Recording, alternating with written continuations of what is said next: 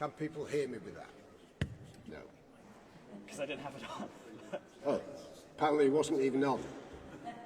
Can you hear me now? Okay. It's just, I don't want to be behind there, really. Yeah, that's fine. Okay. Absolutely. We've got...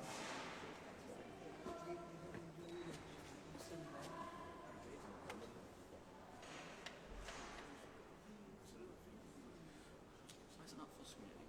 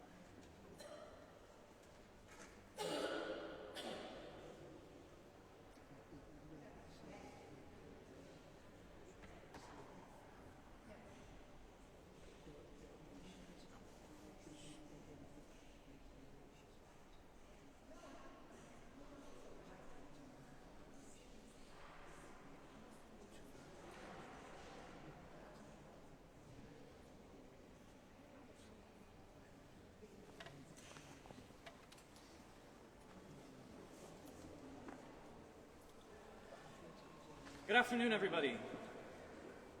Doing my projecting right now because the microphone's a bit closer to the front, but welcome to Hull Minster for this heritage talk featuring the Reverend Francis Sedgwick on this Friday afternoon. If you don't know me, my name is James Cameron. I'm the Heritage Manager here at Hull Minster for its celebration of its 600th year being celebrated this year, and I'm really delighted to be able to welcome you to this talk. If you've attended one of these heritage talks before, thank you for your retention, and thank you for attending again. If you're unfamiliar with these heritage talks, the scoop is that we hold these talks, every other week on Friday at lunchtime, same place. We get a variety of speakers from different backgrounds, whether it be local tour guides or academics or just people with a real passion of history. We give them the platform to share their knowledge with you here. And today we have the wonderful John Lawson speaking for us. John Lawson used to teach history in a secondary school background, and he is oftentimes one of the lead tour givers at the Minster for visitors, but importantly for new volunteers as well. So for people who start up in the Minster, he's very often their first, their introduction to the history of the building that hopefully they spend the next little bit volunteering with and contributing towards. really passionate about history, and he helped move a lot of our content online during the pandemic as well. And this talk about Francis Sedgwick is an attempt to revive the story of a man who's really brought down to just his monument. His monument is just down in the north choir aisle there. Most people focus on the mouse that Robert Thompson carved as opposed to the man behind the monument. So John is going to do his best to do Francis Sedgwick his best dues today. So please give him an introduction, a formal welcome. Thank you for attending this talk.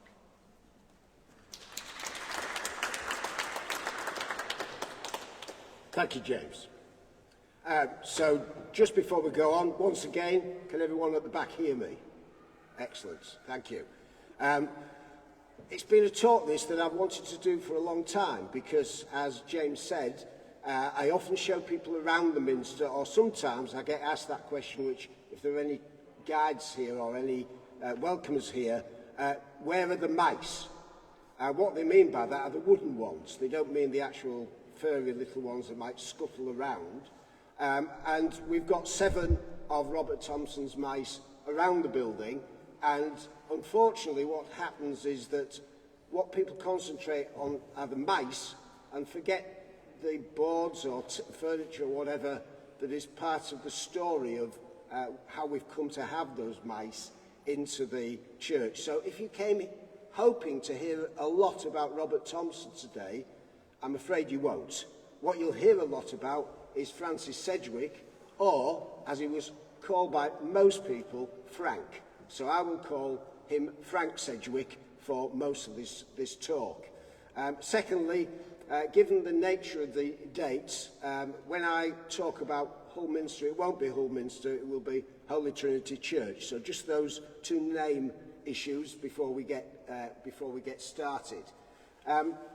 If we begin by having a quick look at the memorial board, hopefully people may have had the chance to have a look at this before at some time, but it's up on the north choir aisle pillar out there, so if you haven't seen it before in the flesh with the little mouse on the top, you can pop round and see that later on.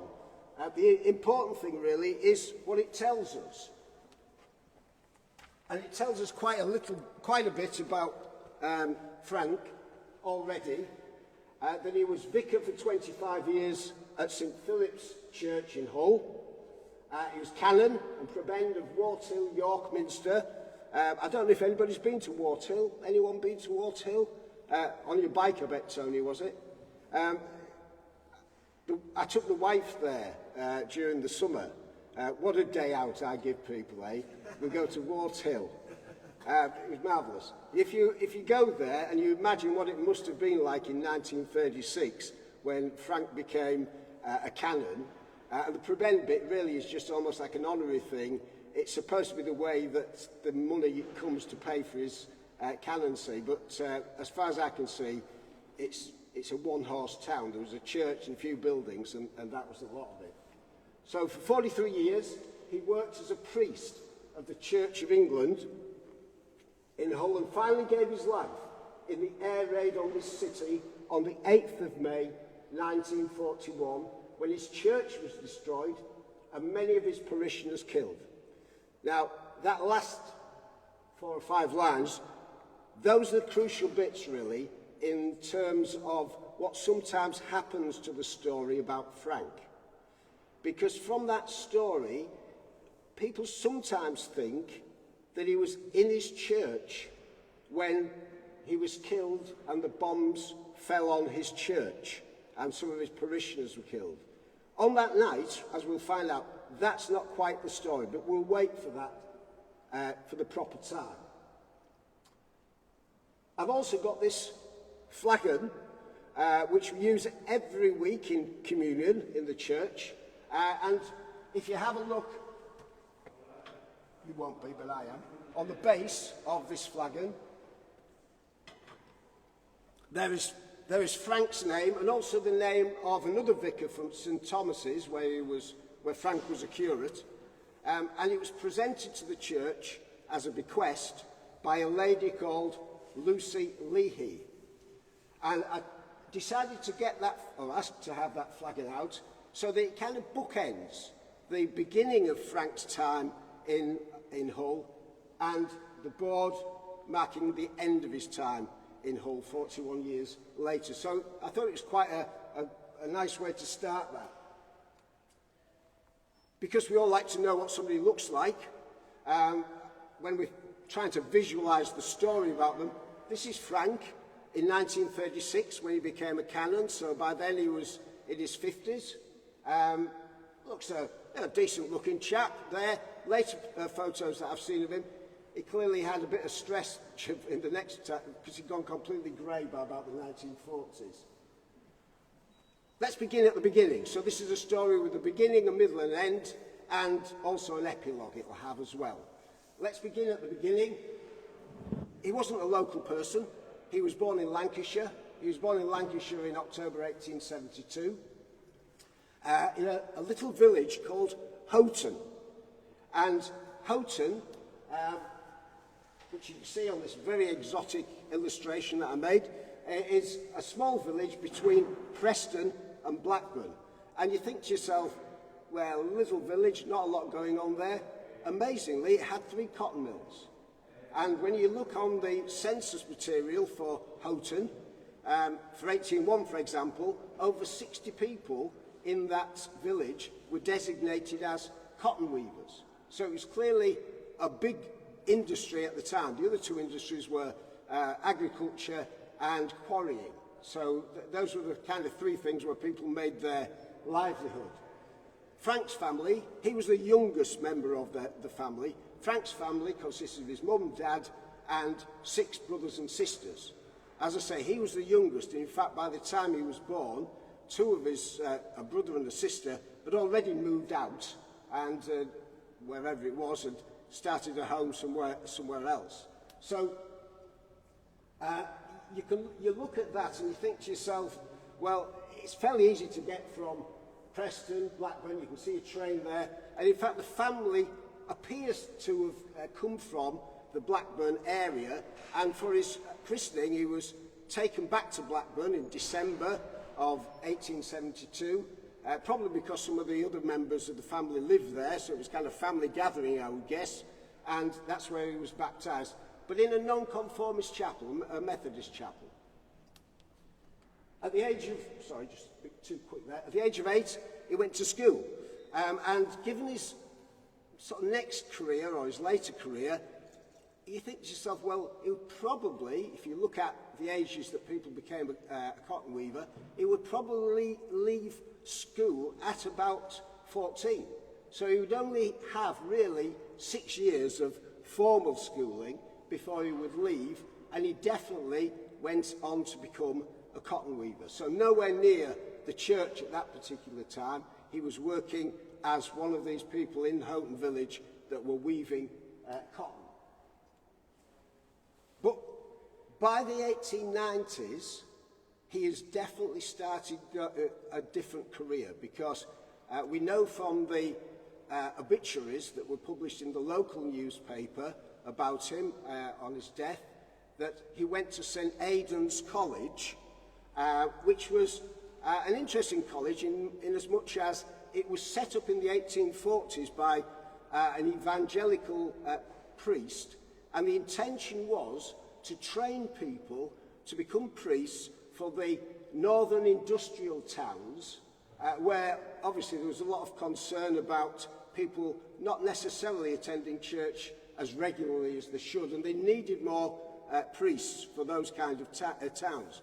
But the intention of St Aidan's was that it would encourage children or men from backgrounds that weren't really the usual background where people would get priests from, because it was intended to be relatively inexpensive for people to train at the college. And we'll hear more about that later.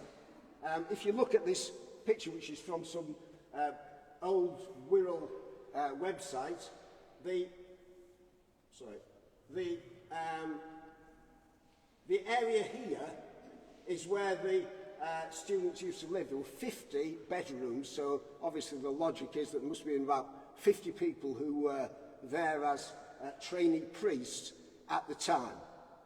Now, the interesting thing is bit of a dramatic change, isn't it, from being a cotton weaver to training to be a priest in the Church of England.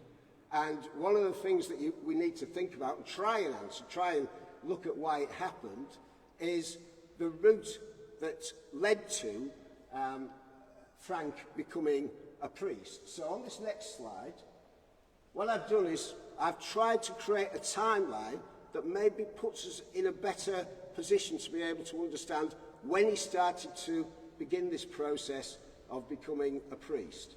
And becoming a priest, of course, is not something that is an easy task to do. It's considered a calling from God.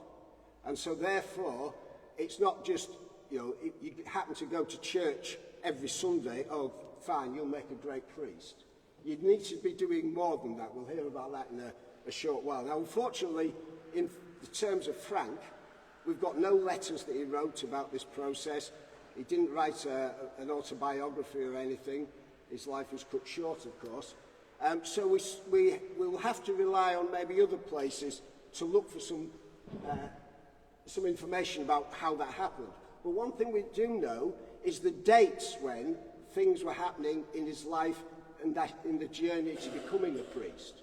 So in 1899, June 1899, that's when he was ordained at York Minster. And to be ordained, he'd previously been a deacon at St Thomas's Church in Hull, which, just to give you some idea of where it is, if we went there now where the church was, we'd basically be going near to Smith and Nephew's factory in that big overpass that we have there. I think it's Rawlings Way as well that's there. So that gives you some idea of where St Thomas's was. Obviously gone now, and that area changed radically from the early 1900s. So he was ordained after being a deacon at St Thomas's, and we know that he was a deacon at St Thomas's because on the sources of information about his ordination, which you can get in the Borthwick Institute, it has on the front of the packet of documents that that's where his deaconcy was, at St Thomas Church. He was supervised by three clergy in Hull during his time as a deacon, and they had to sign basically an attestation that they knew him to be a person of good character, that he followed the tenets of the Church of England, and that they'd known him for a period of time, that they'd known him in the document that they signed for 1 year and 3 months. So if we wind back from, well, they signed it in May, if we wind back 1 year and 3 months from then, that takes us back to about March 1898, that he was starting as a deacon at St Thomas's. Theological College, St Aidan's, was at least 2 years, so that takes us back a little bit further, and it gets us back to about 95, 96, 1895, 96, and just as a kind of maybe a little explanation perhaps to us as to why he began to move his career from cotton weaver to the Church of England. His father died in 1894, and what happened after that was his mother went to live with the eldest daughter, and most of his other brothers and sisters had already moved away from the home. So suddenly I would imagine by 1894, Frank was finding himself in a situation where he was having to make some changes in his life because things were happening that were around him that were changing. As I say, there's very little information as to why he changed, but what I did find, and this isn't Frank, this is a letter from a man called William Henry Parsons from 1887, who also went to St Aidan's.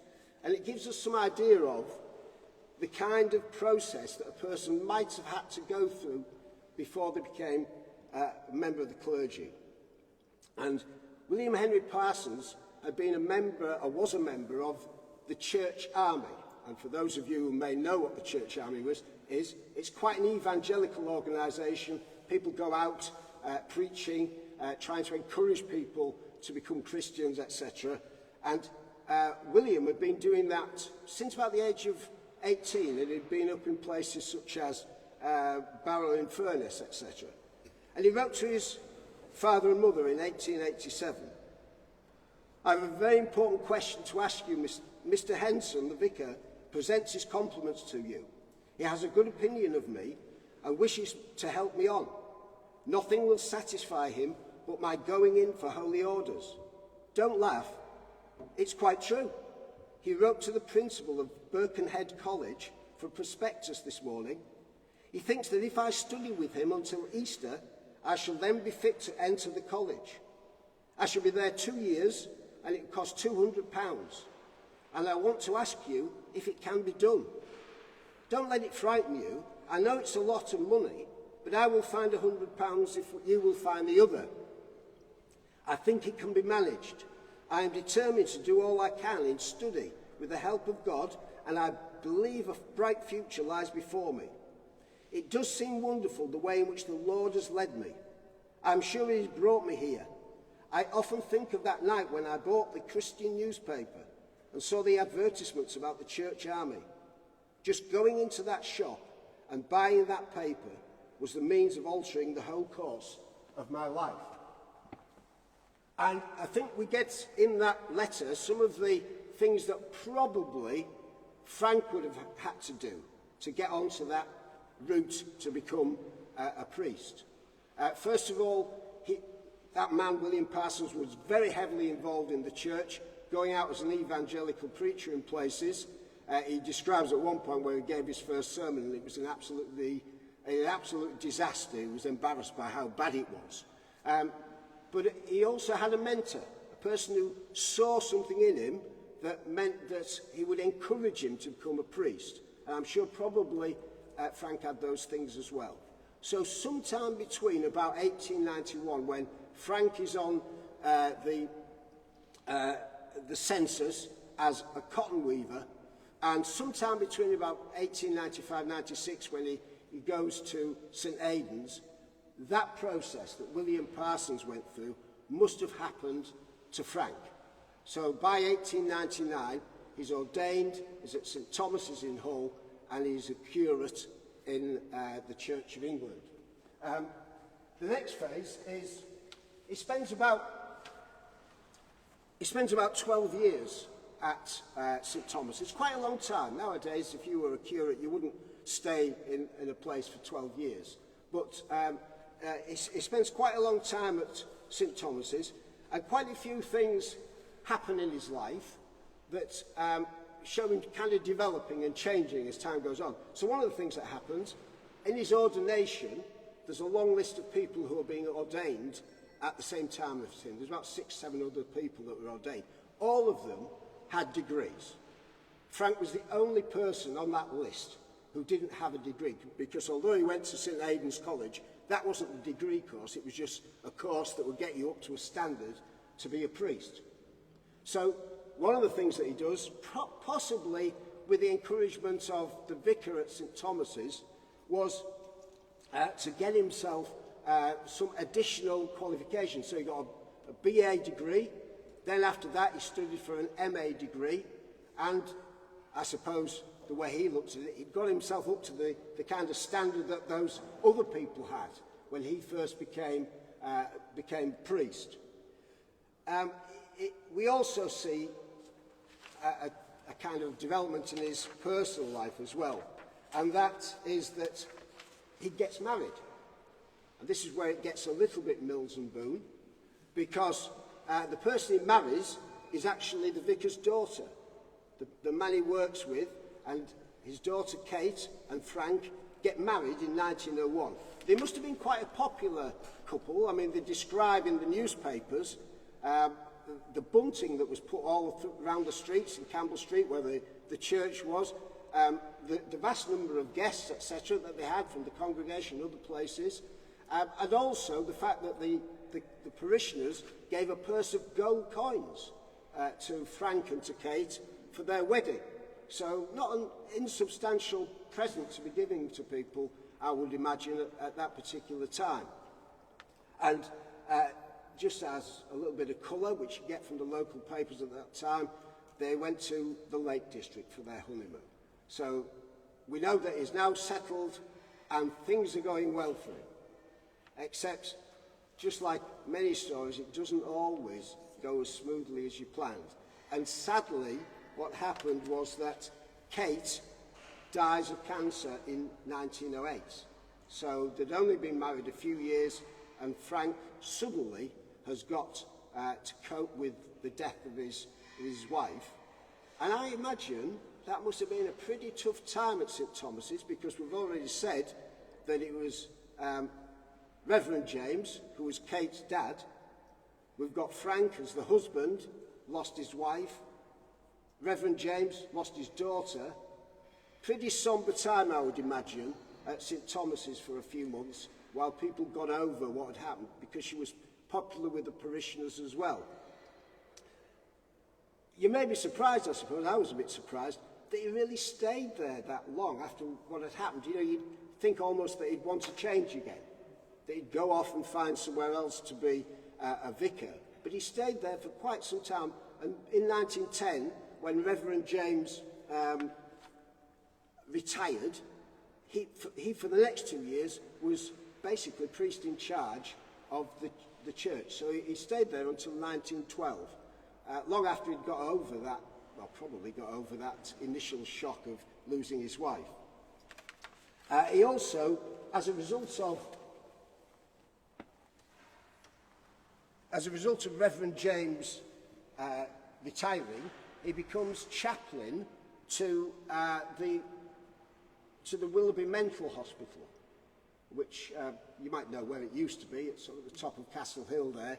And in a later time, he describes how every Sunday he would go in a horse and cart or horse and cab up to the hospital to give people service, etc., on a Sunday afternoon. So he kind of began to add things to his portfolio of jobs that he had. So from 1912, no longer at St Thomas, and what he does for the next 4 years is he stands in as priest when there's a vacancy. So somebody has left a church, and Frank will go and be there for a period of time until they get a new priest. That goes on for 4 years. Mostly they're in Hull, the places that he acts as priest in charge, but he does spend 6 months in North Ferriby, for example, so he gets around a little bit. And one of the things that you notice about Frank, he is one of these people who, quite gregarious, seems to be kind of good at networking, so he gets to know lots of people, and I'm sure that moving around, going from church to church, would have been something that would have added to that. Let's move the slide on a little bit.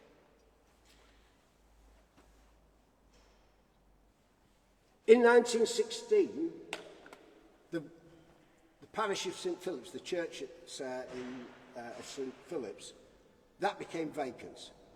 They were looking for a priest. And that was when Frank decided that he was going to stop being this kind of peripatetic priest, and he settled down by applying for the job and getting the post at St Philip's. St Philip's, we'll leave it on here for the moment, but I'll show you some maps in a second of where it was. St Philip's was often described as the poorest parish in Hull. And in a few moments when I'll show you the map, you maybe get some clues as to why it was. When he took over, it was already in a lot of debt. It had been built in about the 1880s. Initially, it started off as what we would probably call nowadays as a church planting, where people from this church, curates, etc., from this church, went to the St Philip's area and started a church. Initially just a temporary thing. Then they used the chapel that used to be part of the old St Mary's burial ground, and eventually people realised that they needed to raise money to build the church, and this is the one that they built. And that church sat on a corner, Paradise Row and Charlotte Street was the corner that it sat on. And one of the things about it, a bit unusual, because it was sitting on a corner, didn't have much land, somebody had given them the land, they had to build it north to south. So the main axis of it was north to south rather than the usual east to west. As I said, often described as the poorest parish in Hull. And when I went to find out where this parish was, and I went to the Hull History Centre, they've got a lovely coloured map of all of the parishes of Hull at that time, the early 1900s. Of course, this isn't that map. This is my drawing of St Philip's Parish. And if you have a look at it, you can see the River Hull on this side and Winkellee going along the... Let me just get that on. Does it seem to want to go? Oh, there you are. No, not showing it. River Hull, Winkellee on this side. Scott Street is on the north part. Caroline Street coming down here. And the dock, Queen's Dock, at the southern part of it. And of course, remember that we're talking about 1916, so the dock is still a working dock. It hasn't been filled in yet. And if you think of the kind of things that would be going on in that area, it was a very industrial area. There were lots of mills and warehouses down the riverside. There were timber yards next to the Queen's Dock. And many people in St Philip's Parish earned a living from being dockers, from being warehouse people, often the kind of jobs that were low paid, sometimes insecure because they were casual, and as a result of that, people were often in poverty in terms of money. But also, it was an area of very poor housing. That part of the town at one time, of course, had been a bit of an overspill during the Georgian period, but now what was happening was that people were using those houses as houses of multiple occupations. So people were often living, one family in one room. And Frank describes in one of his accounts of it, a family with father sleeping on the couch, mother sleeping in the chair, and then 6 children sharing a bed, all in one room. So it was a very, very poor area, and he was constantly saying, it's the poorest parish in Hull. And that obviously had certain impacts in terms of the way that people were living and the health of the people there. Now, just to give you a little bit of a clearer idea where St Philip's is, or was it, so we just go back to this one. So the blue rectangle shape is St Philip's Church. The red is the vicarage, and the green is the Alexandra Theatre. That will come more into the story later on. So St Philip's on Paradise Road, the vicarage on Bourne Street, and it's changed a lot nowadays, of course, because of Freetown Way being driven all the way through it. But the easiest thing is I took this photo on Bourne Street. So if you imagine Bourne Street at the far end from where this photo was taken is where the vicarage was, and then Alexandra Theatre on the other side of the road. And you can see in the distance William Wilberforce's monument, just to kind of make you realise exactly where this place is. So it's about 10 minutes walk if we started walking from here. And as I say, poorest parish in Hull. And my first response was he just exaggerating? It wasn't the poorest parish in Hull, because I can imagine there must have been other places where there were lots of poor people. But when you look at some of the statistics, and these are just a couple just to kind of emphasise it, population per acre. So these are people living per acre. And in St Philip's, 352 in the parish per acre. And the parish was about 6,000 to 7,000 people. The rest of Hull, 32 per acre. So you can see that dramatic difference in the number. And if people are living one room 6 people, 6 children and 2 adults, you can see how that would suddenly stack up. The death rate, and again, you think to yourself, all those people in a room, jobs that are insecure, etc. Health probably wasn't the greatest. St Philip's Parish, 18.8 deaths per 1,000, and Restival, 13.1 per 1,000. So I think Frank was probably correct that this was the poorest parish in Hull. In one of his talks at the church bazaar, Frank was great at raising money through the church bazaars that they had. Nowadays we have this kind of system of regular giving, but that wasn't there at that time. So most churches had the church bazaar, and the church bazaar, which in Frank's case, the St Philip's one went on for 2 days, was a way of raising money. Usually he was trying to raise a tithe of about 400 quid. Most of it went on the church because it always seemed to need repairs. So Frank was in that situation of running a very poor parish, poor housing. But if you think back, not just to St Philip's, but in the general sense of what was happening at the time in the country, we've just got through the First World War. And one of the promises made to people in force in the First World War was homes fit for heroes. So all of those people who had lived in St Philip's Parish after 1918, what you didn't expect to be having to do is to come home and live in one room with 6 kids, 2 adults. Things needed to change. That's the feeling that was there. And of course, there was an act to back that up, Addison's Housing Act, that was intended to back that up, of 1919. And there were changes beginning. Now, if you know the area that I'm talking about, this is New George Street, in the area that was St Philip's. You can see that these houses, these tenements here, they actually date from about the 1920s, 1930s. And so they were a response by the council to try and improve the living conditions of people in the St Philip's Parish. Not because of what had been said by Frank when he was completely lambasting people about the housing that was there.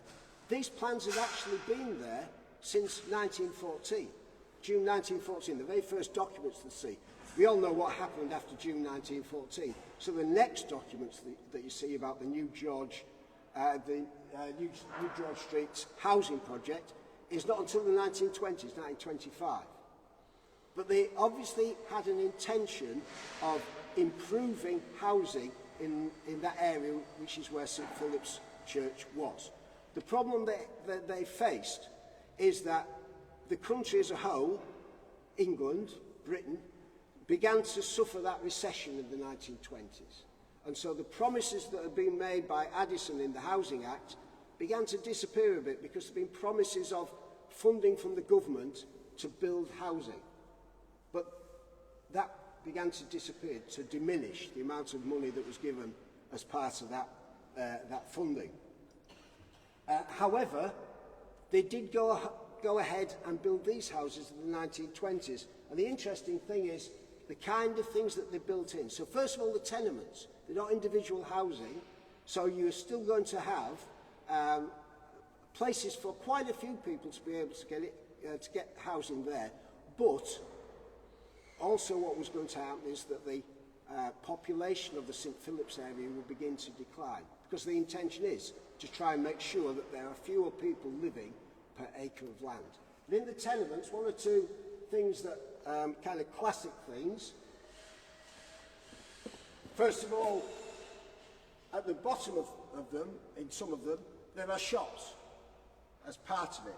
Then you've got these upper stories with balconies. And it's interesting because the medical officer of health, in about 1925, had written to the housing department for the corporation and said, look, when we build these houses, tenements can get a bad name if you're not careful, so we need to make them as good as we can. Because if we do and people like them, the corporation will be encouraged to build more. So he made some suggestions based on tenements that are being built in Liverpool. For example, the balconies, that was one of his suggestions. And it's quite humorous because he wrote a letter with the things in that he was suggesting that they had. And he said, the balconies would be good because when the mum's working in the house, she can put the perambulator out on the balcony, or she can put the baby in the cot or the bacon box. And so what you realise is that they used to use boxes, like the kind of things that you would put things in. And he saw that as quite, he didn't see it as like terrible, it was just their way of living at the time. The other thing he suggested was coal hoists for the tenements, so that the people didn't have to carry coal up the stairs. Interestingly, the chairman of the housing committee said, well, they're not going to buy much coal, these people, so we won't put the hoist in, because otherwise we'll have to have somebody to keep an eye on it and make sure it's working properly. He did suggest other things, some of which they put into train. For example, that the living rooms should face south, so that they got plenty of sunlight. So there was thought given to these, including little bits of green space, and you can still see that still exists where those railings are, for people to play on. So they were creating new housing, but the problem was funding, and the worry that if they didn't have enough funding, they would have to put the cost onto the ratepayers, and the ratepayers wouldn't be too pleased with their rates going up. And so it was done on a very slow basis. I know that after the war, of course, we began to see a kind of much improved building of houses, but New George Street was one of the first that was built. One of the things that by now we find happening with George is finds happening with Frank is that he's clearly getting itchy feet a little bit. He's worked in the parish for quite some time, St Philip's Parish for quite some time. He's done well. He's been a success. People like it. But you notice him starting to kind of want to do other jobs. So, for example, he becomes chaplain to Trinity House, so he adds that to his little portfolio. At one point in 1919, he applies to become the master of the Charter House. And it's got a strange, he actually writes a letter, the letter is in the Hull City archives. He writes a letter saying, I'd like to apply for this job, and one of the advantages I've got is that I live at the vicarage in St Philip's, so I wouldn't necessarily need to move house. I could live in St Philip's vicarage and do the job at the Charter House. So you could use the master's house for something else. Now, to my mind, that didn't seem the greatest thing to be doing to sell yourself, but that was how he got it. Not unnaturally, he didn't get the job. Somebody else got the job.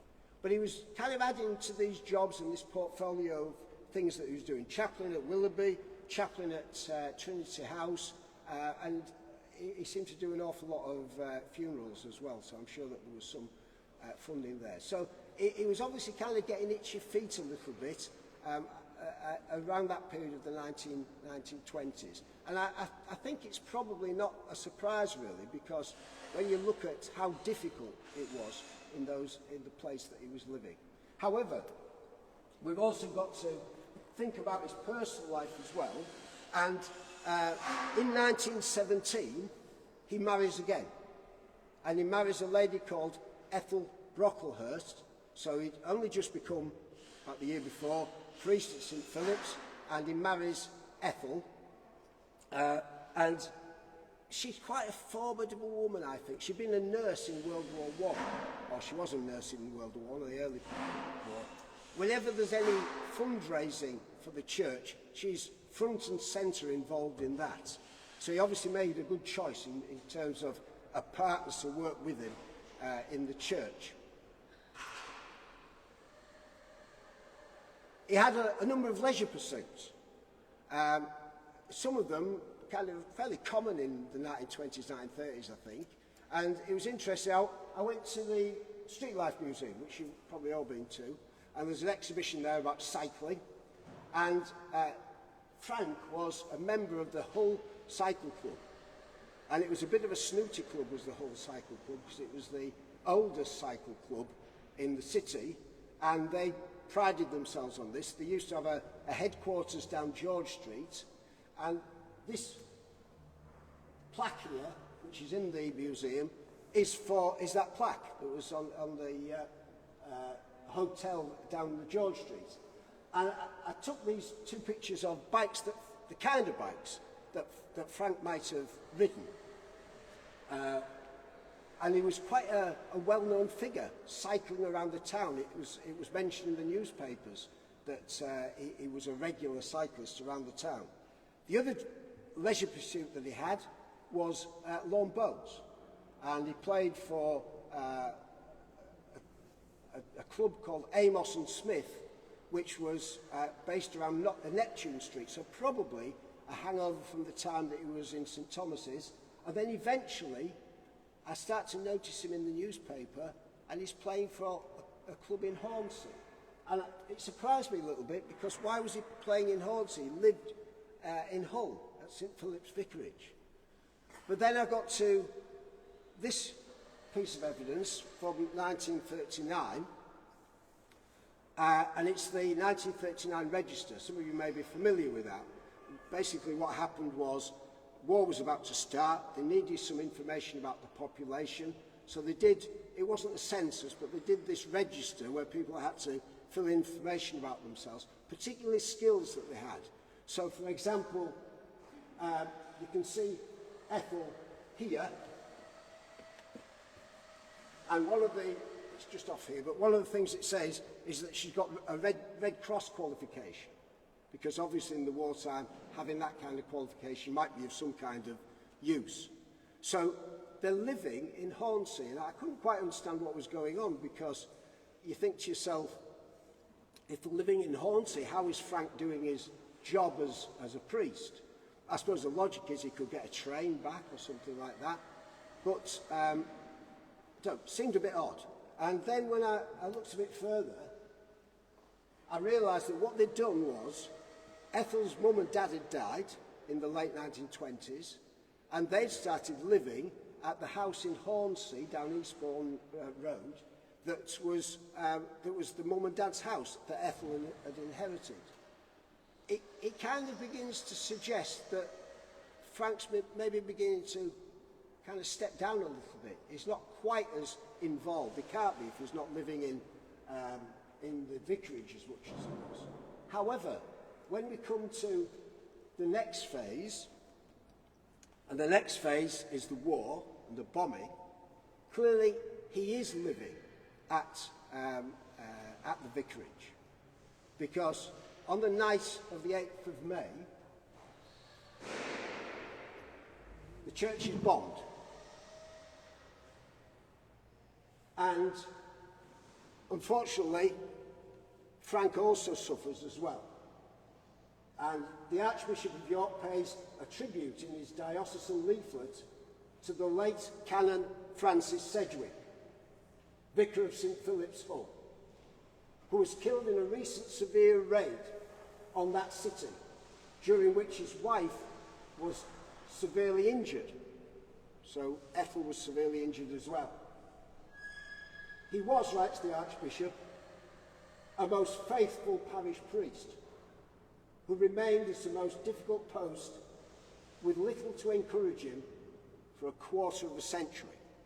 Now, that story of him being killed doesn't stop us thinking that maybe he died in his church. But if we look at this account from the Hull Daily Mail, which was a bit later than May, we get a very clear idea of what happened on that night. So this is from Friday the 6th of June 1941. Vicar's death. A popular Hull vicar lost his life in the service of others.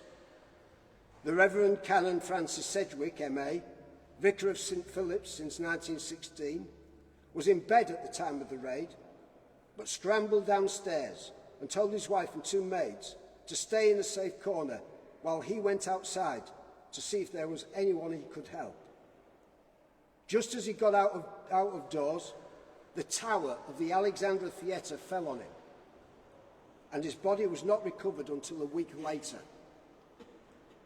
St Philip's, to which he was devoted, has sustained considerable damage to the roof and beams, and the practicability of its restoration has yet to be decided upon by expert advisors. So, that suggestion that he died in St Philip's, along with other parishioners, according to that account from the Hull Daily Mail, is not correct. And just to kind of show you this photograph of the Alexandra Theatre, and here, this is the vicarage. And so you imagine Frank coming out of doors, and just as he came out of doors, that huge pile of bricks, in effect, fell down and he was killed. Because I suppose, given all the things that will be happening to services, the civil defence, etc., it was a week later before they had time to kind of remove the body. He was identified not by Ethel, because of course we heard that she was also injured in that raid, perhaps in the hospital. He was identified by a man called Greenwood Robinson. Greenwood Robinson was part of the Robinson family of undertakers. And probably, well, I know that Greenwood Robinson and his wife were married by Frank, so probably he knew Frank almost like on an occupational basis, you know, in terms of organising funerals, etc. But in the end, he was also the person who identified Frank, who, once they recovered his body, a funeral service was organised at St Mary's, and he then was buried at the Western Cemetery. And Frank keeps surprising you all the time, really, when you start looking at him. There was the East Yorkshire Family History Society, they've got these booklets on different cemeteries, etc. And this one is for the Western Cemetery. They have a grave reference for Frank. And I couldn't find it. I kept looking for it. I realised eventually I was actually at the wrong side of the road, because this is on the side of the road which is the town side. So you've got Springbank, those houses in the background. And when you look at this isn't a gravestone, this is a sarcophagus that we've got here. And first of all, at the end, there's Frank's name, but then they've also got Ethel's mum and dad on it. Kate Sedgwick is on it as well, his first wife, on the other side. And then in 1962, Ethel passed away, and she was added to it. So that's the end that's got him on it. So there's Ethel, and you can see the different colour of the writing, because that was done about 20-odd years later in terms of that. You look at it and you think to yourself, it looks a bit sad at the moment. It's all sort of wonky and kind of a bit dilapidated. Hopefully, I don't know how these things happen, but hopefully somebody will make sure that it's stable. So when we get back now to the memorial board, of course the memorial board was done after Frank had died, and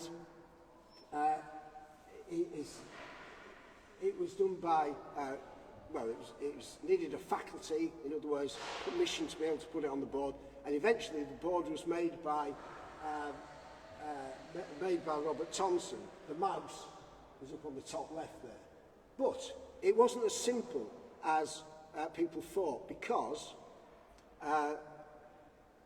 there was a little bit of concern at the diocese when they looked at it about some of the wording. The first wording was just a load of rubbish, really, on their part. So they didn't like the fact that they'd put Canon of York Minster and Prebend of Wart Hill and didn't have the York Minster. Apparently the York Minster bit should go after the Wart Hill bit.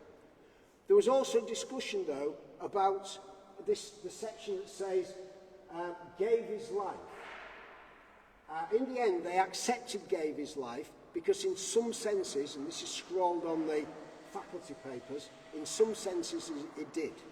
Because, of course, what he was doing, he was going out of the house, and these bricks fell on him. But he was going out of the house to help people. And Ethel stressed that constantly. She wrote to the diocese a letter that said, I was watching, he went out to help his people. And in that going out to help his people, he gave his life. So, to sum up, Frank Sedgwick's not just the man under the mouse. He's a long, successful career, well regarded by his parishioners, made a Canon of the Church of England, served as chaplain to Trinity House, served as chaplain to the Willoughby Mental Hospital, consistently highlighted the poverty of the people that he was responsible for, and went out during a major bombing raid to see if he could help others. For that reason, I think that Frank deserves to be remembered for a bit more than the fact that he's on a board that was made by Robert Thompson. Thank you very much.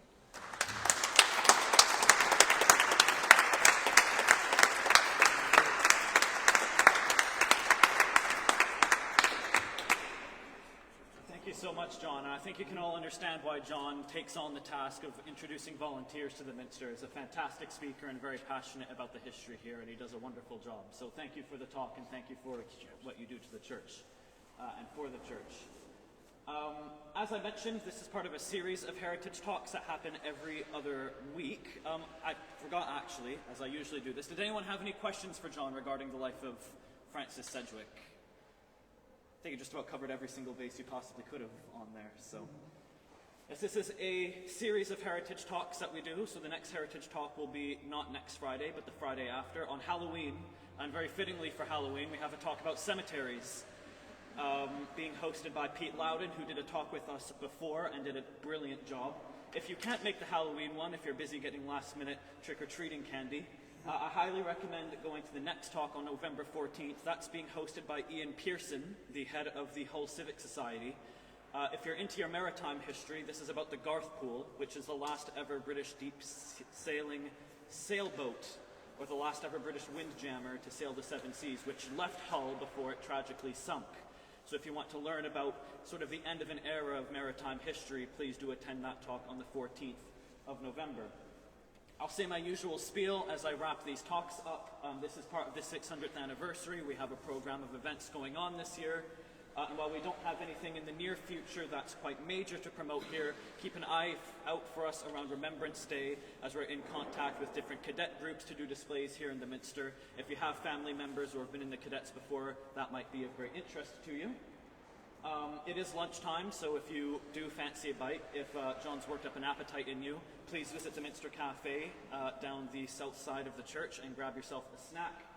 And if you want to help us maintain this tradition of holding heritage talks here, the tradition of this building, and maintain it for future generations, then please do consider leaving a donation at any of the donation points, at any of the entrances or exits at the church. Thank you, and hope that we can see you all again soon. Thank you.